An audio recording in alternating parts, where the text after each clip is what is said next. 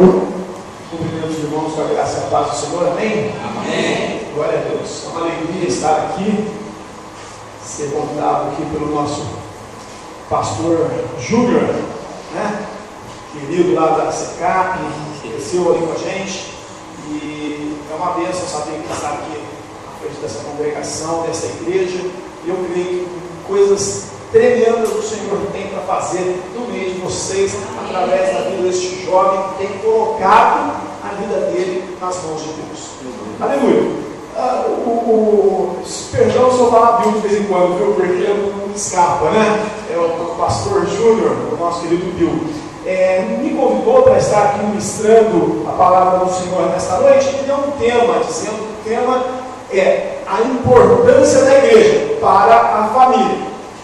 Como fui premiado com a primeira semana, então o primeiro sempre dá vantagem, né? Ninguém falou nada sobre o tema ainda, então estou livre, né, aqui para iniciar este trabalho. Eu quero começar dizendo para vocês, meus queridos, que quando o homem natural, aquele que não conhece Jesus Cristo, aceita Jesus, talvez você saiba disso, mas eu vou repetir.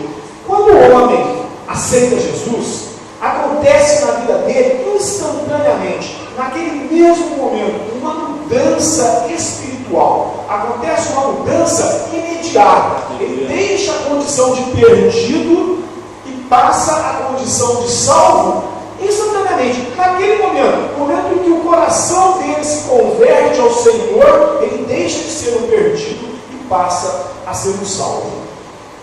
Isso é uma coisa que acontece instantaneamente. Porém, é preciso que o nosso caráter mude. Nós somos aceitos pelo Senhor Jesus da maneira que nós estamos. Quando nós olhamos para Ele e dizemos: Senhor, eu creio que o Senhor é meu Senhor e Salvador, e que o Senhor morreu no meu lugar naquela cruz. E por isso agora eu sou teu filho, sou salvo. Mas é preciso que a partir daí aconteça uma transformação na minha vida. E essa transformação não acontece instantaneamente. Essa transformação vai acontecendo paulatinamente, vai acontecendo no dia a dia, vai acontecendo a cada passo que nós damos em direção a Jesus, para nos aproximarmos do nosso Deus. Quanto mais perto nós conseguimos chegar de Deus com intimidade, mais esse processo se acelera e nós vamos então sendo santificados.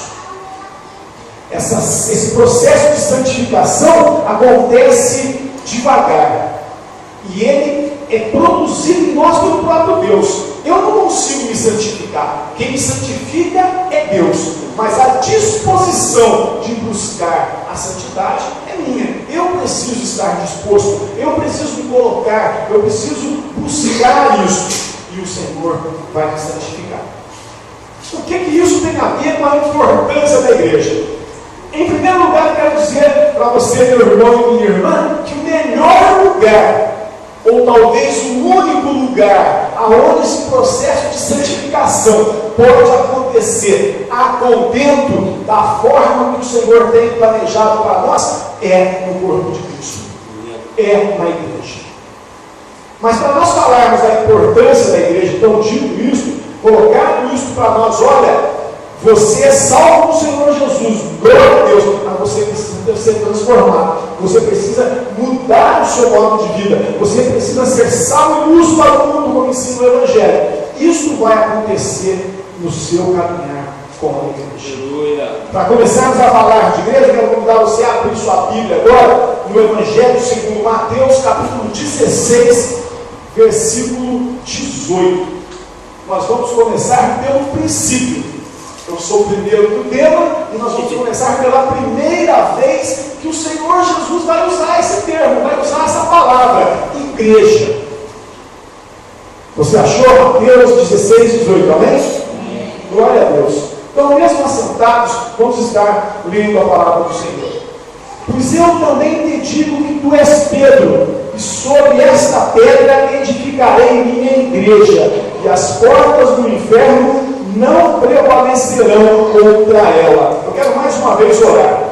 Aleluia. Senhor nosso Deus, nosso Pai, nós vemos a tua palavra, Senhor. Agora nos colocamos diante de Ti, Senhor, rogamos, Pai, que o Espírito Santo nos conduza, Senhor, por este momento de meditação, Senhor, que abra os nossos ouvidos espirituais, o nosso coração, Senhor, Paizinho, para que guardamos, para que possamos guardar a Tua palavra dentro do nosso coração e não pecarmos mais contra Ti, como ensina o Teu salmista, Senhor. Muito obrigado pela Tua palavra, em nome de Jesus, nós oramos. Meu querido, esse texto que nós acabamos de ler, este momento do Evangelho de Jesus Cristo, ele vai acontecer pouco tempo antes da crucificação. E ele, antes de Jesus dizer essas palavras, ele é precedido por uma fala bastante interessante de Pedro. Jesus está perguntando aos seus discípulos, quem vocês acham que eu sou? E Pedro faz a grande confissão, ele diz, você, o Senhor, é o Filho de Deus. E Jesus vai dizer para ele, olha Pedro, não foi você que disse isso, mas foi o Espírito Santo que disse isso através de você. Então o reconhecimento de que Jesus é o Filho de Deus, algo que para aquele povo era algo muito importante, que eles aguardavam há muitos e muitos e muitos anos. Depois dessa confissão, Jesus fala essas palavras para Pedro, olha, tu és Pedro, e sobre esta pedra edificarei minha igreja, e as portas do inferno não prevalecerão como ela. Como eu disse, foi a primeira vez que Jesus usou esta palavra igreja, e o evangelista vai usar só mais 2 vezes, só Mateus vai usar nos evangelhos a palavra igreja. Jesus disse, edificarei a minha igreja. E veja bem, ele falou que sobre esta pedra, isso aí suscita então uma série de discussões dos teólogos, dos estudiosos. Quem seria a pedra? Pedro ou Jesus? Tem gente que defende uma tese, tem gente que defende outra. Eu defendo a tese do Evangelho, que a Bíblia, ela se auto-explica. Quando a gente tiver uma dúvida sobre a Bíblia, procure lá nas referências, versículos correlatos, versículos que dizem respeito àquele versículo que você está lendo, e a Bíblia vai explicar para você. Eu sou daqueles que defendem que a pedra que Jesus se refere é Ele próprio. Aos estudiosos, quando a gente lê, estuda, a gente aprende que quando Jesus se referiu a Pedro para dizer, tu és Pedro, ele se refere à palavra Petros, que é uma pedra. Petros é uma pedra. Pegue, por favor, uma pedra para mim. O Bill vai ali, pega uma pedra e ele traz um pedregulho, uma pedra que você pode segurar. E o nome Pedro, na língua deles lá, significava isso, pedra. Porém, quando ele se refere à pedra que ele edificará a igreja, ele vai usar uma outra palavra, Petra. Veja bem, essa outra palavra significa pedra grande, pedra fundamental, laje de pedra, uma montanha de pedra, um pão de açúcar, algo grande, onde ele estaria edificando a sua igreja. Então fica muito claro que o profeta Isaías, lá no capítulo, não precisa abrir sua Bíblia, eu vou ler para você. Lá em Isaías 28:16 está escrito assim, por isso o Senhor Deus diz, estou colocando em Sião uma pedra preciosa que eu escolhi para ser pedra principal do alicerce. Nela está escrito isto, quem tem fé não tem medo. Então, é uma referência ao Senhor Jesus no Velho Testamento, dizendo que Ele é a pedra que foi colocada em Sião. Mas no Novo Testamento, Paulo vai dizer aos Efésios, capítulo 2, versículo 2, vocês são como um edifício, estão construídos sobre o alicerce que os apóstolos e os profetas colocaram. E a pedra fundamental deste edifício é o próprio Cristo Jesus. Então a Bíblia deixa claro para nós, Jesus edificaria a sua igreja sobre si próprio. Então, a nossa igreja, a igreja que nós convivemos, ela tem por base Jesus Cristo. Isso é muito importante quando nós vamos falar da importância da igreja, porque nós precisamos saber o que é a igreja. A igreja, então, ela surge da vontade de Jesus Cristo e tem Jesus como a sua base. Por isso, ela é o melhor lugar para nós estarmos. Ela é o melhor abrigo para nós estarmos. A palavra do Evangelho vai dizer que aquele que constrói sua casa sobre a rocha, a casa não será abalada. E a igreja de Jesus é construída sobre a rocha, que é o próprio Jesus. E contra ela, o diabo não prevalece. Aleluia. Igreja. Porém, essa palavra igreja que Jesus usou, ela é uma palavra que diz assim, eclesia. Você já deve ter ouvido falar, né? Eclesia significa igreja. Porém, essa palavra é uma palavra grega que é bastante interessante nós olharmos para ela também. Por quê? Porque ela vai dizer o seguinte: o que significa a eclesia? Reunião de homens livres que têm direito a voto. É uma palavra grega que se refere aos primórdios da democracia, quando eles se reuniam em praça pública para votar, para decidir o futuro da igreja. Jesus, quando falou para Pedro que ele viria a sua igreja, ele usou essa palavra, eclesia. Ele podia ter usado sinagoga, que era uma coisa muito comum na sua época. Ele poderia ter usado templo, que também era muito comum naquela época. Porém, ele usou eclesia, ele usou igreja, porque eclesia passou a ser igreja muitos anos antes de Jesus, quando um homem chamado Ptolomeu I, que era rei do Egito, mandou que pegassem todos os textos hebraicos do Velho Testamento e os traduzissem para o grego. Por quê? Porque existia em Alexandria uma grande biblioteca, a Biblioteca de Alexandria. Ali os principais textos de todo mundo estavam guardados, e ele queria também que os textos judaicos estivessem guardados ali, porém uma língua que pudesse ser lida por mais pessoas, e a língua escolhida foi a grega. E aí eles traduziram. Quando eles foram traduzir congregação, porque no Velho Testamento muitas vezes eles falam assim: o povo congregava, a congregação de Israel. Eles utilizaram então a palavra eclesia. Jesus não usa sinagoga e não usa templo, mas usa eclesia, porque a igreja que ele se refere não é este lugar onde nós estamos. Aqui a gente chama de igreja. Vamos lá na igreja, lá no bairro pode, como é que chama? Parque Aeroporto. Vamos lá na igreja do Parque Aeroporto. Mas a igreja do Parque Aeroporto não é este prédio. A igreja do Parque Aeroporto são os homens e mulheres livres do pecado, que se reúnem aqui. E veja bem como tem bastante pertinência a palavra. Eles se reuniam para quê? Para decidirem o futuro, para mudarem as coisas, para transformarem a cidade de uma forma melhor. Nós, povo de Deus, reunidos, temos o poder de mudar a cidade, aliás, o bairro, a cidade, o país, o mundo. Outro dia, lendo um livro que nós estamos estudando lá no SECAP, sobre santificação, estava escrito assim: a história pertence aos intercessores. Olha que coisa, que palavra forte.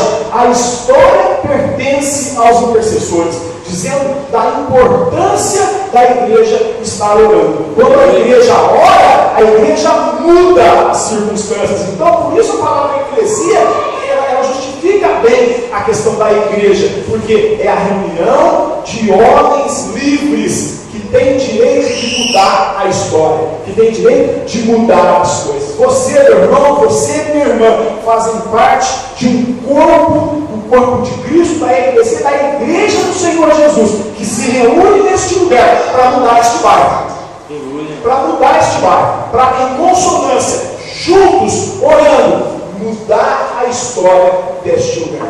Mudar a história das famílias que aqui se reúnem.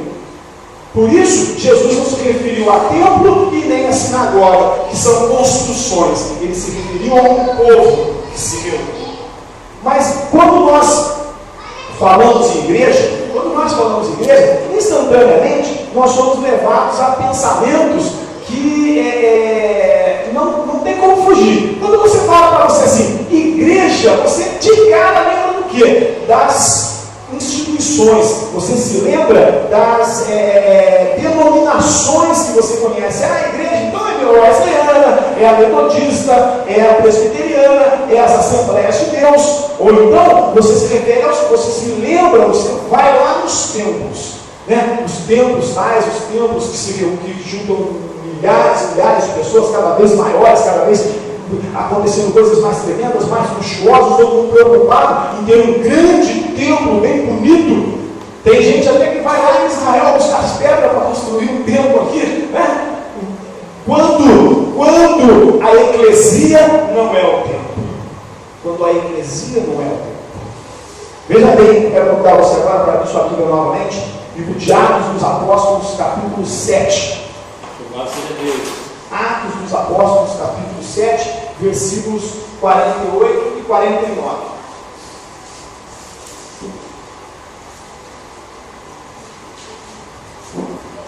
Glória a Deus.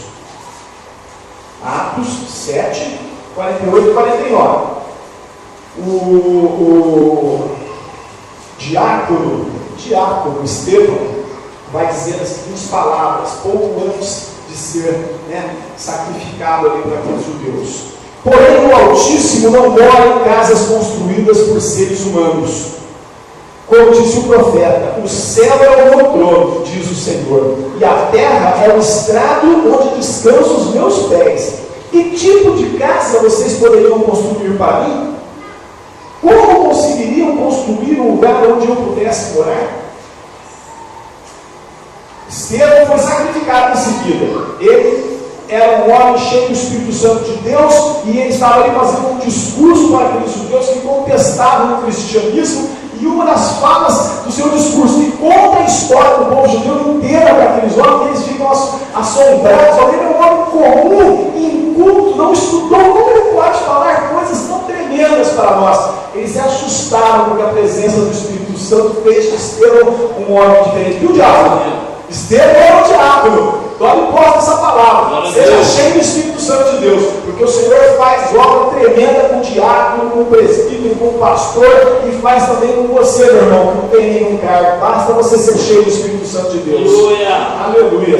Muito bem. Naquele dia ele disse isso para aqueles homens. Olha, Deus disse lá no Velho Testamento que ele não mora em lugares que o homem pode construir. Quando nós lemos esta palavra, o que nós então entendemos? Se Deus não habita neste lugar que está aqui, mas ele habita na eclesia que se reúne neste lugar, qual é a importância da igreja? A importância da igreja é que ela é um monte de gente cheia do Espírito Santo de Deus. Ela é uma reunião de pessoas que são habitantes do Espírito Santo de Deus, porque o Senhor Jesus se faz presente neste lugar, nesta hora. Você crê nisso? Mas ele se faz presente porque você está aqui, porque o seu irmão está aqui, porque a eclesia está reunida neste lugar, e aí ele se faz presente. Olha só, lá em 1 Coríntios 6, 16 está escrito assim: será que vocês não sabem que o corpo de vocês é o templo do Espírito Santo, que vive em vocês e lhes foi dado por Deus? Vocês não pertencem a vocês mesmos, mas a Deus. Vocês são o templo do Espírito Santo de Deus. Por isso, este aqui é um lugar de reunião de homens e mulheres livres, porém servos do Senhor Jesus. Servos do Senhor Jesus através do reino que se instala em nós pela presença do Espírito Santo no nosso coração. E isso vai fazer toda a diferença na sua vida, vai fazer toda a diferença na vida da sua família, vai fazer toda a diferença no lugar em que você trabalha, vai fazer toda a diferença onde quer que o Espírito te envie, porque aquele que é do Espírito Santo de Deus é como o vento, ele vai e vem, e as pessoas nem sabem como é que isso acontece, mas é o Espírito Santo que vai levando e vai trazendo o crente para fazer a obra do Senhor Jesus. Então, antes de nós continuarmos, só revisando aqui rapidamente com você, a igreja foi criada por Jesus, ela é edificada por Ele, tendo Ele mesmo como fundamento. A igreja verdadeira é a espiritual, não o templo onde nós nos reunimos, mas somos nós, a eclesia, a igreja espiritual de Jesus, porque o Espírito de Deus habita em cada um que faz parte da igreja. Amém? Vamos ler a Bíblia mais um pouco. 1 Pedro capítulo 2. Vamos ver agora a igreja que Jesus quer construir e a sua participação nesse negócio. Saiba que Jesus tem uma obra para você, faz parte desse negócio. Você não está aqui só para ver a obra acontecer, não. O Senhor quer usar cada um dos seus filhos. 1 Pedro capítulo 2, a partir do versículo 1. Glória a Deus, amém? Amém. Aleluia. A igreja pode dar glória a Deus também, viu? Glória a Deus. Aleluia. 1 Pedro 2, a partir do versículo 1, diz assim: olha, portanto, abandonem tudo o que é mal, toda mentira, fingimento, inveja e críticas injustas. Sejam como criancinhas recém-nascidas, desejando sempre o puro leite espiritual, para que, bebendo dele, vocês possam crescer e ser salvos. Pois, como dizem as Escrituras Sagradas, vocês já descobriram por vocês mesmos que o Senhor é bom. Cheguem perto dele, a pedra viva, que os seres humanos rejeitaram como inútil, mas que Deus escolheu como de grande valor. Vocês também, como pedras vivas, deixem que Deus os use na construção de um templo espiritual, onde vocês servirão como sacerdotes dedicados a Deus.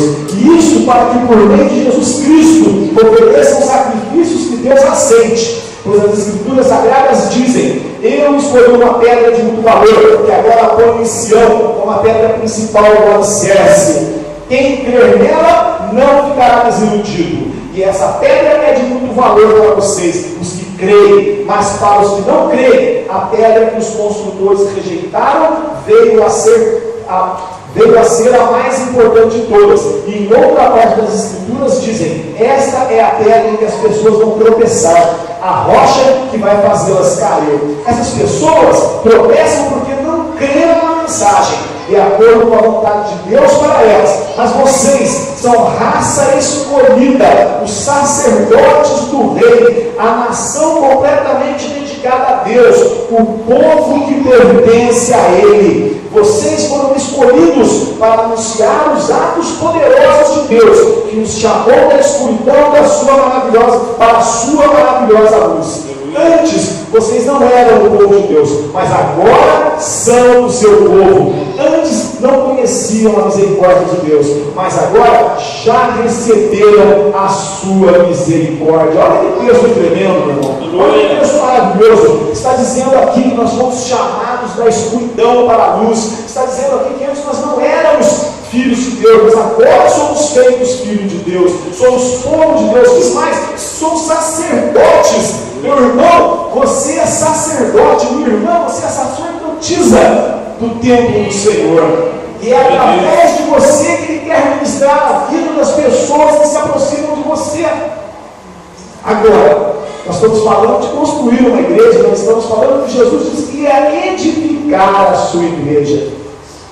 Nós somos pedras vivas que formam a igreja. Veja aí o 2:5.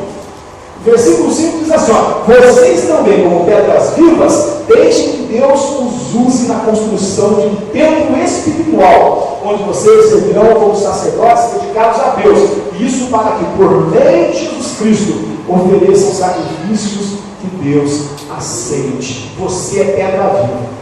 Pedra viva. O templo espiritual de Jesus é construído com pedras vivas. Ele é a pedra viva. Mas quando nós nos aproximamos dele, quando nós buscamos a santidade, quando nós nos achegamos ao Senhor, nós somos feitos pedras vivas. Agora, sabe qual é a diferença de pedra e tijolo?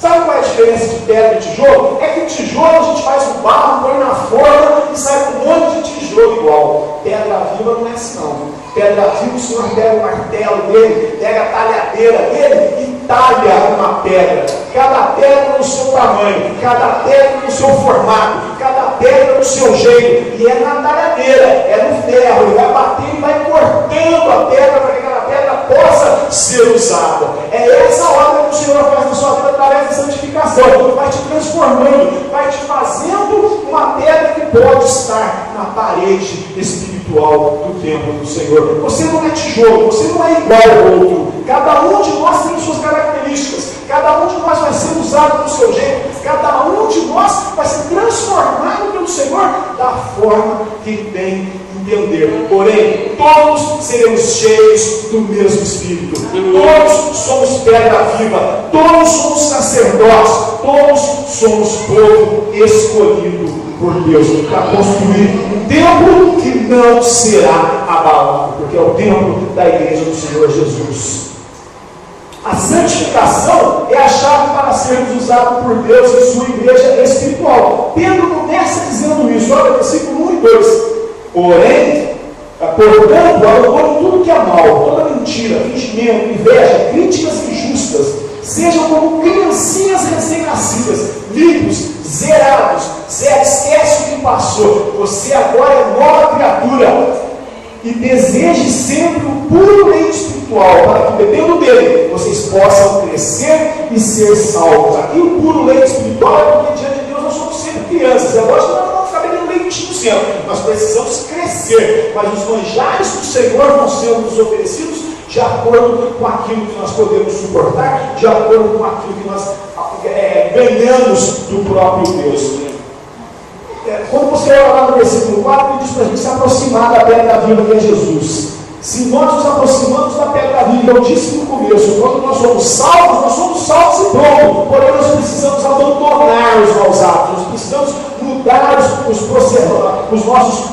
a forma como nós procedemos.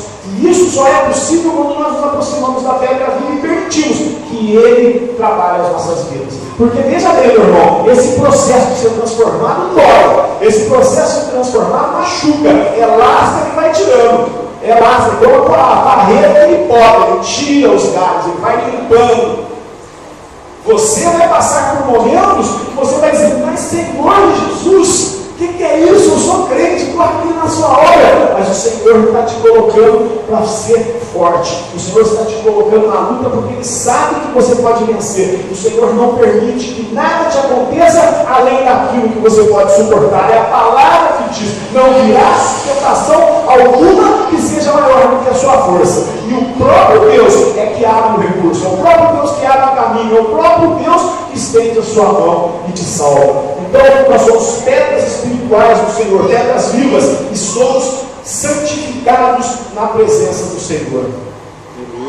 Uma vez transformados em pedras vivas, buscamos ser santos, como Ele é santo, e já não seremos mais confundidos pelo diabo. Olha só o que diz o versículo 6. Pelo que também nas Escrituras se contém, eis que põe em Sião a pedra principal da esquina, eleita e preciosa, e quem nela crer, não será confundido. A diferença, meu irmão e minha irmã, é que quando nós estamos na presença do Senhor, o Espírito Santo habita em nós. E quando Ele habita em nós, a luta se apresenta diante de nós. Sim, no mundo tem essas aflições, mas tem de bom ânimo, porque eu venci o mundo, diz o Senhor Jesus. E o Espírito Santo te guia, e o Espírito Santo te conforta, e o Espírito Santo te fortalece, e é Ele que te mostra o caminho, e é Ele que fala, vai por essa porta, vai por aquela, olha, mas agora não tem jeito, vai ter que contornar, olha, agora você para. Ontem no Pequenos Grupos falávamos disso. Se você tem sintonia com o Espírito Santo de Deus, vai ter hora que Ele fala para você assim, agora para, deixa que agora é Deus que vai agir. Porque muitas vezes nós atropelamos o agir de Deus, porque não estamos sintonizados com Ele, porque não estamos com intimidade com Ele, achando que nós temos que fazer tudo. Não, nós temos que fazer a nossa parte, nós temos que agir, nós temos que fazer aquilo que Deus nos capacita a fazer, mas em determinadas situações, creia, é só a mão de Deus. É só a mão de Deus. Questões de relacionamento é o melhor exemplo. Você não pode transformar o seu cônjuge. Você não pode transformar o seu cônjuge. Você vai assistir a Deus transformar o seu cônjuge. Se você for fiel, se você andar nos caminhos dele, se você buscá-lo, se você se transformar numa verdadeira pedra viva, através da sua vida, o que Ele vai fazer em você vai alcançar o seu cônjuge.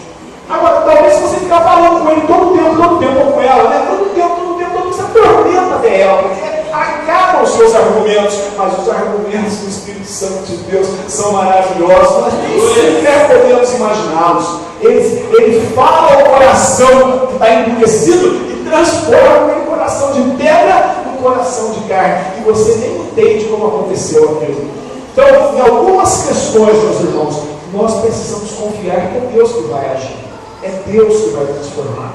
Por isso, nós precisamos entender que quando nós estamos na presença do Senhor, o diabo está ao redor, o diabo quer nos tragar, mas ele não pode nos tocar. Ele pode armar as armadilhas, mas o Senhor desbaratina essas armadilhas. Ele quer te derrubar, mas o Senhor te segura. E ainda que você tropece, porque ficou desatento,